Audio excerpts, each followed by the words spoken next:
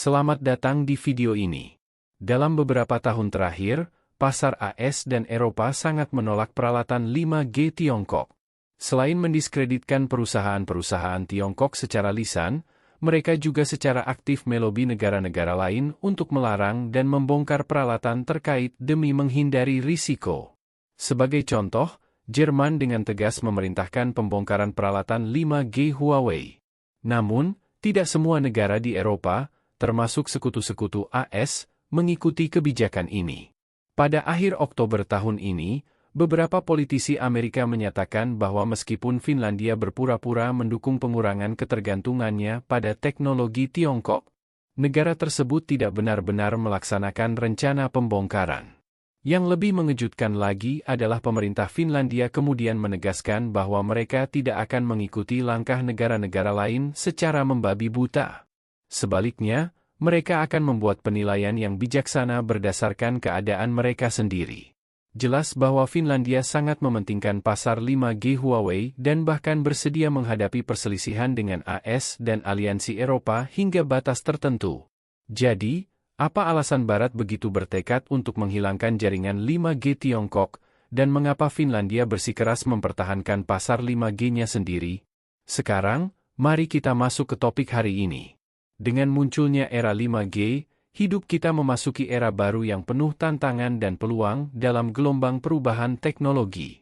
Pentingnya perkembangan 5G di Tiongkok tidak dapat diabaikan, terutama karena terobosan signifikan yang dilakukan oleh perusahaan seperti Huawei. Berkat promosi teknologi informasi generasi baru, transformasi digital di Tiongkok juga semakin cepat. Saat ini, Tiongkok memiliki lebih dari 94.000 aplikasi jaringan 5G yang mencakup berbagai industri, seperti pertambangan, pelabuhan, listrik, dan perawatan medis.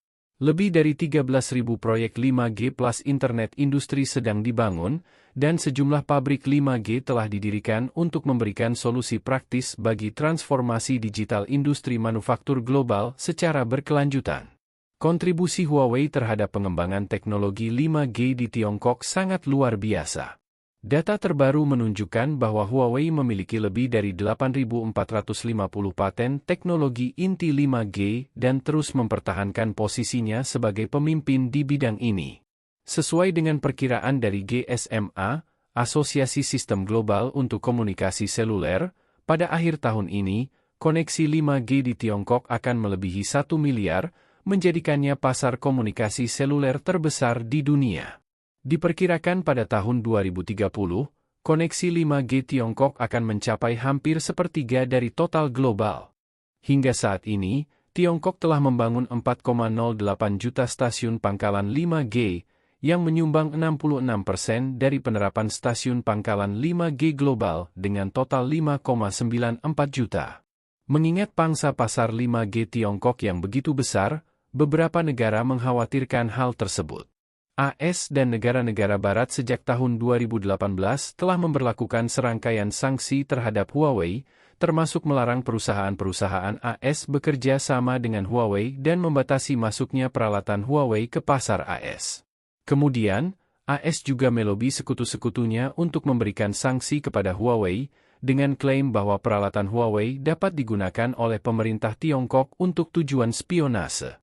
Australia menjadi negara pertama yang mengumumkan pengecualian Huawei dari daftar pemasok jaringan 5G, dan kemudian disusul oleh India, Jepang, Kanada, dan negara-negara lain yang juga membatasi peralatan Huawei.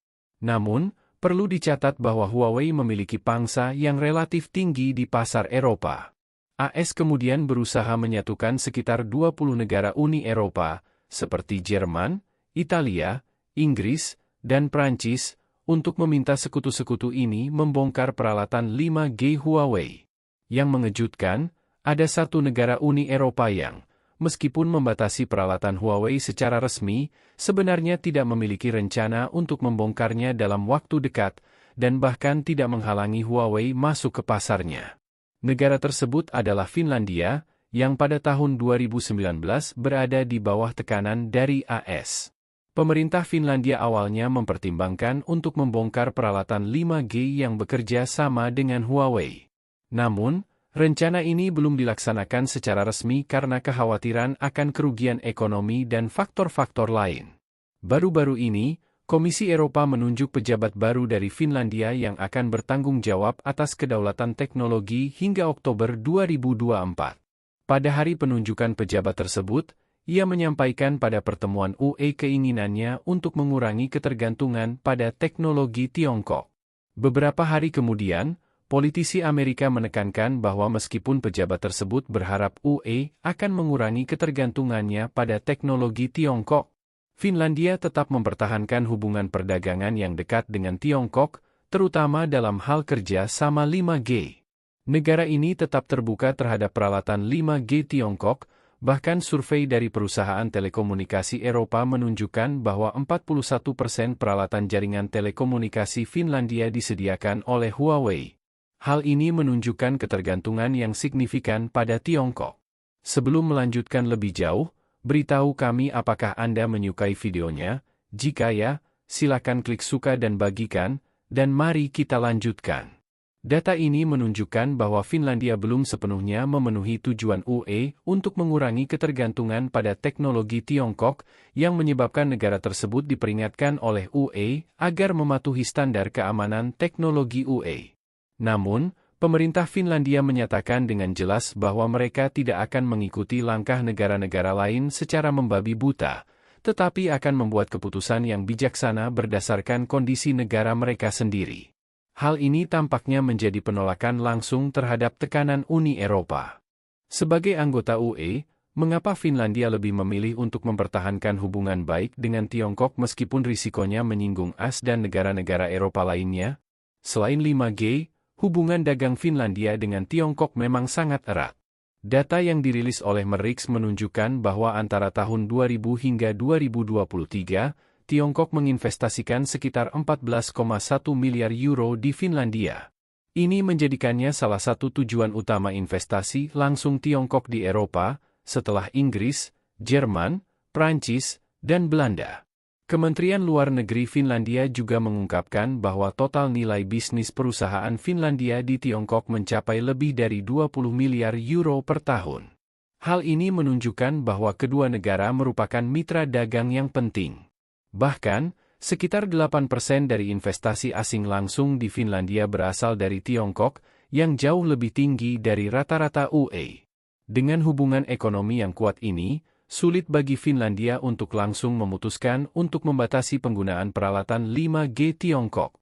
Jika mengikuti saran AS atau UE, Finlandia mungkin menghadapi tindakan balasan dari Tiongkok.